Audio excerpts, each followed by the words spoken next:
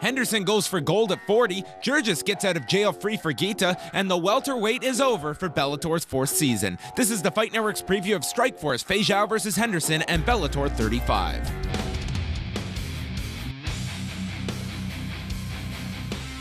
Hey there, fight fans. My name is John Pollock, and welcome to the Fight Network's preview show. On today's show, myself and John Ramdeen will get you set for everything that's coming up this weekend, including a battle for the vacant WBC Junior Middleweight Championship. Bellator will start their 4th season, and we'll kick things off with Strikeforce as they present Feijao versus Henderson this Saturday night in Columbus, Ohio.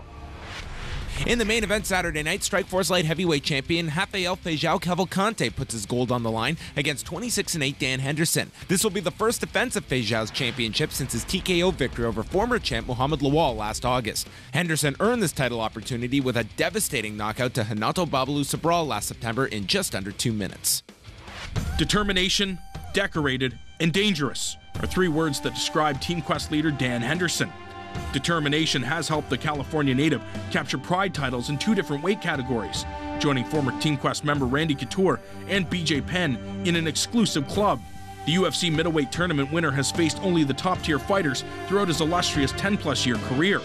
Included on that list is Rich Franklin, Jake Shields, Vitor Belfort, and Anderson Silva, where he took control of the first round with the Brazilian before falling into the spider's web in the second.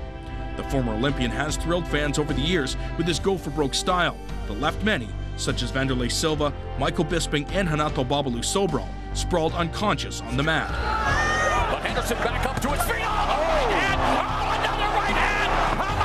It's over. Henderson makes it 3 fights in a row with 3 memorable knockouts. Wow! Hendo has been in epic wars with Minotauro Nogueira and Quinton Jackson, captured the ring's King of Kings title, and at 40 years of age remains one of the most intimidating competitors in the vastly evolving sport. As he enters his 8th major championship mixed martial arts bout, the well-traveled former Division I wrestler has cemented his legacy with stellar accolades, a fan-friendly style, and has displayed legendary toughness as he remains one of the sport's biggest stars. With a victory over the former Real American wrestler, the Strikeforce light heavyweight champion Rafael Cavalcante could boost his status with the mainstream fans and media.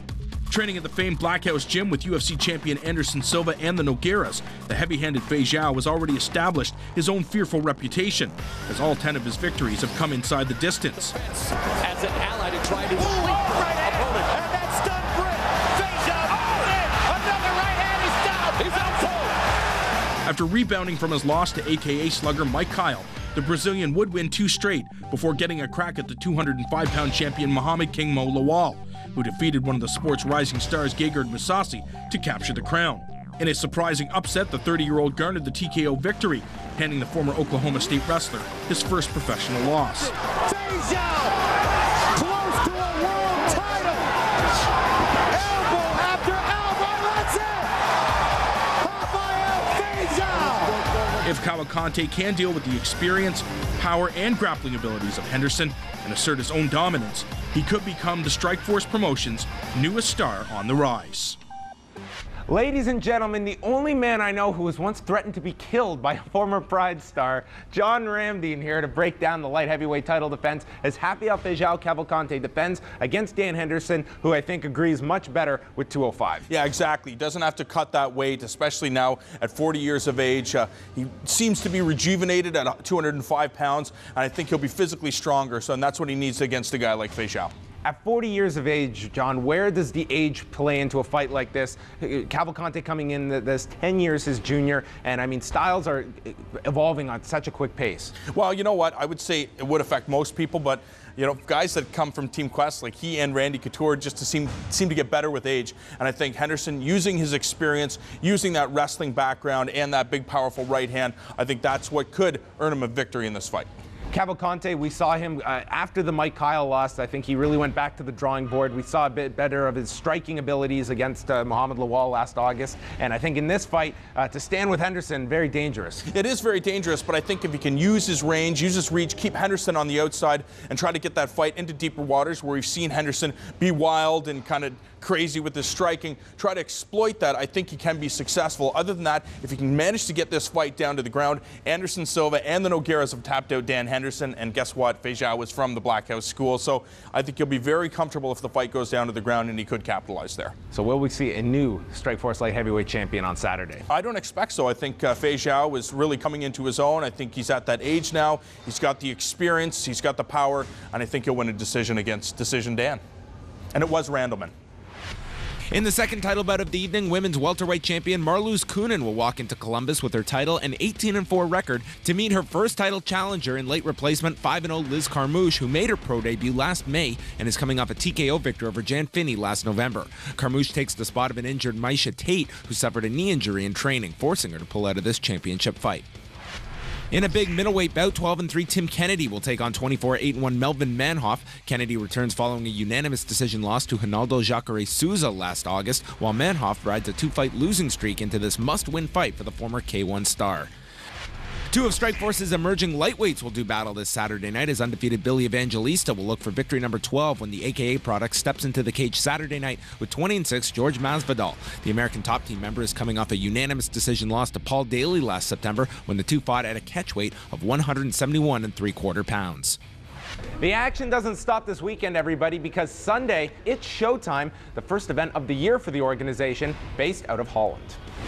The main event Saturday night will feature heavyweight action as 34-9-2 Hezdy Jurgis looks to put his out-of-ring distractions away following a recent arrest as he steps into the ring with one of the world's premier kickboxers in Daniel Guita, a 37-6 kickboxer fighting out of Romania who made it to the quarterfinals of the 2010 K1 World Grand Prix tournament this past December. In a lightweight contest, 54-2 Moroccan fighter Laucine Ousni will take on one of the top lightweights in the world in Andy Sauer. The two-time K1 World Max champion has had an astonishing 149 professional kickboxing bouts. Sauer enters this fight having lost 2 of his last 3 bouts, including a split decision loss last November to current Bellator lightweight Toby Amada. In another lightweight contest, 43-9 Ukrainian Artur Kishenko meets 74-18 Gago Drago of Spain. Kishenko was part of the round of 16 in last year's K1 World Max tournament and a finalist in the tournament in 2008. Drago lost in the semifinals of the 2010 tournament, losing to Yoshihiro Sato in the semis, the second time making it to the Final Four of the tournament. And the main card will also see the promotion crown a 95-kilogram champion as the vacant title will be decided in a bout between 47-8 Wendell Roche of the Netherlands and 35-4 Daniel Olunga Jr. of Congo. Roche comes into this fight at the age of 39 and earned arguably the most noteworthy win of his career last year, stopping Stefan Liko. On March 6th, It's Showtime presents their 46th edition of Premier Kickboxing from Amsterdam. In main event action, Dutch striker Hezdy Jurgis will take on Romanian Daniel Guita. Jurgis was impressive against Sammy Schilt at the 2010 K1 Final 16 in Korea. Good leg kick. And earned a spot in a reserve bout where he defeated Yusuke Fujimoto. Since the victory, he has fallen from the high of a victory to the lows of his arrest on February 15th for his alleged role in trafficking 128 kilograms of cocaine. Last week, It's Showtime confirmed that Jurgis will participate in the event despite his arrest and possible extradition to Belgium. Driven by his strong low kicks, Guita has 27 stoppages in his 37 wins. Just crashes through the double forearm. Zimmerman gets tagged. Zimmerman gets down. The big kibosh. It's over. The Kamakura gym product has also proven to be a durable fighter. Of his 6 losses, Guita has only been knocked out once, despite fighting heavy hitters Semi Schilt and Gokhan Saki. A win over Jurgis, and Guita will continue to rise through the heavyweight ranks. The promotion will also be crowning their first 95-kilogram max division champion when Wendell Roche takes on Daniel Olunga. The Congo native Olunga has amassed 35 wins in his career, with 32 coming by way of knockout. Roche is a veteran of the sport and at 39 years old may be looking at his last chance for a championship. In other super fight action, Mike's gym product Artur Kishenko will take on Dutch-Armenian striker Gago Drago. 25-year-old Drago, noted for his aggressive style and unorthodox techniques, will be trying to rebound from his second straight loss. Also on the card, K1 veteran Andy Sauer will be fighting for the 150th time when he meets Laucine Ousni. The two-time K1 World Max champion Sauer will be trying to hand Ousni only his 3rd defeat of his career. With 86 knockouts to his name, the 28-year-old Sauer will be looking to make it 87 and derail the rise of the 26-year-old Moroccan Ousni.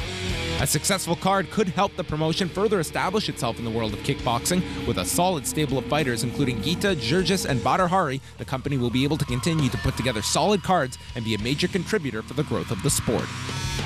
Coming up this Sunday, the kickboxing promotion It's Showtime will present their first card of 2011. For those unfamiliar with the organization, they're definitely in a position, John, to make a lot of inroads in 2011 with the current state of K1. Yeah, exactly. K1 doesn't have any shows planned for 2011, and Europe is filled with some of the best kickboxers in the world. On this card, Daniel Guida, who competed at the K1 World Grand Prix, as well as K1 Max stars Artur Krushenko and Andy Sauer. Some of the best kickboxers in the world compete for It's Showtime. It's Showtime roars into 2011. Don't go anywhere, because when we return, it's an in-depth look at Bellator Fighting Championships as they enter their 4th season, and we'll chat with company CEO Bjorn Rebney.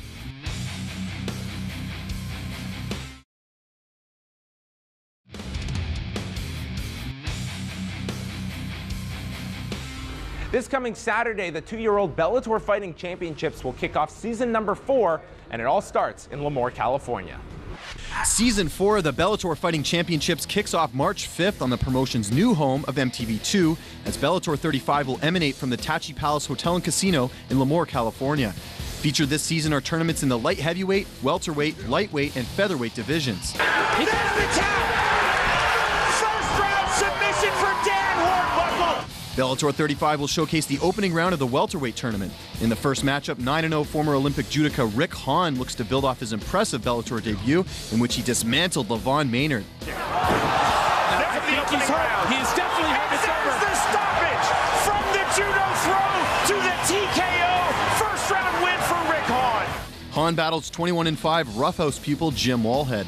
After being upset by current champion Ben Askren in the Season 2 welterweight tournament final, 6'2" ATT product Dan Hornbuckle looks for redemption this season, and standing in his way is Brent Weidman, who's currently riding a 9-fight win streak. Meanwhile, former Bellator welterweight champion Lyman Good looks to get back on the path to gold when he battled 6-0 former NCAA Division I wrestler Chris Lozano. Good lost his title to Season 2 welterweight tournament winner Ben Askren at Bellator 33. Finally, in the night's main event, newly acquired UFC Affliction and Strikeforce veteran Jay Hiron takes on 19-4 King of the Cage veteran Anthony Lapsey. He's saying tap. That's the tap. That is it. Quality victory for Toby Amada. In the lightweight tournament, 2-time Bellator tournament finalist Toby Amada hopes the 3rd time is a charm, as he is paired against French fighter Farid Kadar in a matchup that was initially slated to take place at Bellator 15 before Amada pulled out due to injury. The youngest fighter in the tournament, 19-year-old Polish powerhouse Marcin Held, puts his 10-1 record up against undefeated Extreme Couture product Michael Chandler. In other tournament action, Greg Jackson pupil Kerry Veneer takes on 10-0 Lloyd Cupcake Woodard. And finally, former WEC lightweight champion Razor Rob McCullough, Brazilian Patrick Freite, who is the older brother of Bellator featherweight sensation Patricio Pitbull Freite. Other notable fights this season include Bellator lightweight champion Eddie Alvarez defending his crown against Season 2 lightweight tournament winner Pat Curran at Bellator 39 on April 2nd. On Saturday's on-air preliminary card, Bellator female flyweight queen Zoila Frosto, who was the first person to put a loss on the record of highly touted Japanese export Megumi Fuji, meets Karina Helinen in non-title action. Bellator middleweight king Hector Lombard has a date with rugged Hawaiian grappler Nico Vitale in a non-title bout at Bellator 44 on May 14th. Finally, Bellator welterweight champion Ben Askren battles UFC veteran Nick the Goat Thompson in a non-title affair at Bellator 40 on April 9th. All the action kicks off this Saturday night with welterweight quarterfinal action on tap at Bellator 35 on MTV2. First tournament bout features 10-1 Lyman Good. The former welterweight champion takes his first step back to the gold in 6-0 Chris Lozano. The NCAA Division I wrestler Lozano made his Bellator debut last September, defeating Yoshiyuki Yoshida, and looks to make his mark in this season's tournament. One of the standouts of the tournament, Dan Hornbuckle of American Top Team, returns to Bellator after earning a spot in the 170-pound showcase with a win over Brad Blackburn last August. Hornbuckle will meet 17-5-1 Brett Weidman in the opening round, who enters the tournament with a 9-fight win streak and qualified for the tourney, defeating Jacob McClintock last September. Quarterfinals continue with 19-4 Jay Hiron making his Bellator debut following a brief 2-fight stay in the Strikeforce organization, and meets 19-4 Anthony Lapsley, who last fought for Bellator on their 7th show in May of 2009 and has since won his last 3 fights. For Hiron, this will be his first fight since January of last year. And the quarterfinals will wrap up with a battle of 2 judoka black belts as 21-5 judo Jim Wallhead of England meets 9-0 Rick Hahn. Wallhead, who has competed as high as light heavyweight, will enter Bellator with an 8-fight win streak as he takes on Hahn, who was a member of the 2004 U.S. Olympic judo team that went to Athens, Greece, placing 9th to go with a pair of medals he won at the Pan Am Games. Jay, at the top of his game, is one of the top welterweights in the world, and he has been waiting for this opportunity. I mean, you talk about a guy who has pent-up hostility and is looking to really prove something. He was promised a lot where he was previously, and it was never delivered for him. And this is a guy who's got all the skill in the world. He is a true mixed martial artist. But, don't count out Chris Lozano. Don't count on our former champion Lyman Good, Rick Hahn, former judo Olympian from the States, judo Jim Wallhead coming in from England at the top of his game. Even Brent Weidman, who's facing Dan Hornbuckle in the first fight, is a great matchup, of a rematch of a prior fight that the two of them had. So our welterweight division is just stacked. And as an MMA fan, I cannot wait to see this kick off on the 5th. Bellator will kick off their 4th season as well as their welterweight tournament this coming Saturday in Lemoore, California, featuring all 4 quarterfinal bouts of the welterweight tournament, starting off with former welterweight champion Lyman Good as he takes the first step to getting his title back when he takes on Chris Lozano. Yeah, and I like Lyman Good in this fight. The guy showcased a real tough, durable chin in his fight with Ben Askren, who is an absolute grappling machine. He held Lyman Good down for the better part of 5 rounds, but Lyman Good did show glimpses of greatness throughout that fight, and that's why I expect him to prevail in this fight. One of the favorites in the tournament, Dan Hornbuckle, will also be in action Saturday. He's going to be taking on the less unheralded Brent Weidman. Yeah, I mean, Dan Hornbuckle is one of the favorites to win this tournament for a reason. The guy has such a well-rounded skill set, and if you go to the ground with this guy, chances are you're going to tap out. He's an American Top Team product, and we know what the guys from American Top Team can do. So expect Dan Hornbuckle to win this fight quite easily. One of the other favorites, of course, Jay Huron, who had a very short marriage with the Strikeforce organization, hasn't fought in about a year's time, but he's going to be returning this Saturday taking on Anthony Lapsley. Yeah, Anthony Lapsley's in big trouble because I think Jay Huron is the favorite to win this tournament. He's got awesome wrestling skills, big, powerful hands. He trains at one of the best camps in the world in Extreme Couture, and he's just such a durable, hard-fought fighter, and I think that's why he's going to win this fight, probably by 2nd or 3rd round knockout. And the quarterfinals wrap up with a battle of 2 black belt judocas in judo Jim Wallhead, who is coming over from England, and he'll be taking on U.S. Olympian Rick Hahn. Yeah, for this fight, you'd have to say that Rick Hahn has the advantage when it comes to the judo game, but this is a mixed martial arts bout, and I think Wallhead can use that judo to keep this fight standing and try to punish the Olympian. And I expect that Wallhead can be the dark horse to at least emerge from this fight. And who stands out of the class of 8 here as your early favorite? I would have to say Jay Huron. It'll probably be Jay Huron and Hornbuckle in the finals. That would make the most sense, and I think it's the most marketable fight. And I would expect the winner of that fight to really challenge Ben Askren for the title and probably take the title from him. The vacant WBC Junior Middleweight Championship is going to be decided this coming Saturday night when the 35-0-1 Saul Alvarez will take on 41-4-2 Matthew Hatton, who's coming up from the welterweight division for this opportunity of a lifetime. The WBC Junior Middleweight title will be decided this Saturday night at the Honda Center in Anaheim, California, when 35-0-1 Saul Alvarez meets 41-4 Matthew Hatton in a fight ripe with controversy.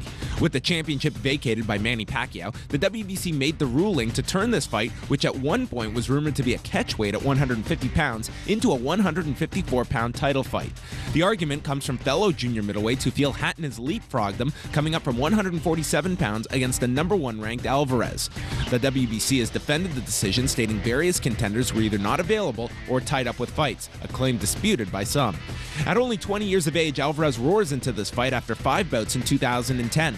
with wins most recently over Carlos Baldemir and Lovemore Endu, with the chance of adding a major championship to his resume and placing his name amongst boxing's future stars. The Manchester native Hatton has gone 8-0-1 since May of 2008, but the jump up in weight will be the heaviest he has competed at since 2005.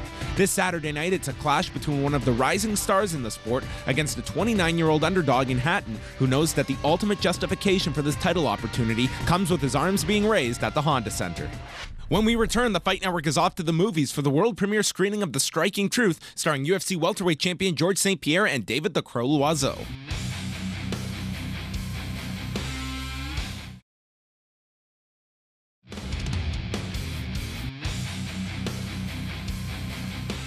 You know, it's so rare that I actually have a social life and get to go out to the movies, but that's what I got to do last week in downtown Toronto. Mixed martial arts made the leap to the silver screen last Friday with The Striking Truth, a documentary directed and produced by Stephen J. Wong, focusing on current UFC welterweight champion George St. Pierre and David Loiseau. The film provides a unique look at the divergent career paths of both men coming out of UFC 58 in March of 2006, where St. Pierre scored the biggest win of his career up to that point in time, defeating BJ Penn, while Loiseau dropped a 5-round decision to then middleweight champion Rich Franklin. That was a great starting point for us, and I think the reason for that is because David Loiseau was fighting Rich Franklin for the World Championship, and George is not the main event. George is the co-main event, and he's not fighting for a championship. And David didn't wasn't able to capitalize on his opportunity. I think that changed everything. So that was a natural starting point for us. Steve did an awesome job, and I'm very happy for the way he works. It's great, you know. A major focus of the film was the mental issues Loiseau has had during his fights, culminating in a devastating loss at UFC 115 this past June in Vancouver, where Loiseau's night finished in a hospital with his career in doubt. Well, after this fight, I was very confused, overwhelmed, and I did retire. I was retired for about 4 or 5 months. Called my trainer, called Firas Zahabi, called my manager, called my friends, family, told them, listen, I'm done. It's like, it's not for me anymore. I don't have it. David is a champ to me, to allow me to come in there, not only just to see him in that condition, but allowed me to hold a camera 18 inches from his face and capture his feelings. So hats off to both David and George for never telling me to turn off the camera, good or bad, personal or professional. They never asked me to turn off the camera. The film also focuses on the growth of St. Pierre, learning from his notorious loss to Matt Serra in April of 2007 at UFC 69.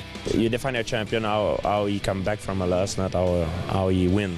When you win, it's easy. Everything go well, but when you lose, things go bad. So that's my mentality. That's why I have to stay strong all the time. He was angry that he disappointed so many people and disappointed himself. You can see that true emotions. Wong is hopeful of wider distribution for the documentary and is already working on another film project involving George St. Pierre. Watching that documentary, John, that St. Pierre guy, I think he's going to make it. I didn't see the documentary, so I don't know what you're talking about. He's a very, very promising welterweight. That wraps it up for us, everybody. Tons of fights coming your way this weekend, so we hope you can catch as many of them as possible because that keeps us employed. For everybody here at Extreme Couture Toronto, our Fight Network staff, he's John Ramdeen, I'm John Pollock. Thanks again for watching. But Henderson back up to his feet. Another right hand. It's over. Henderson makes it 3 fights in a row with 3 memorable knockouts. Wow. Feijao close to a world title. Elbow after elbow. That's it. Rafael Feijao. And a clean sweep for Brazil. Drops to his knees in exhaustion and celebration.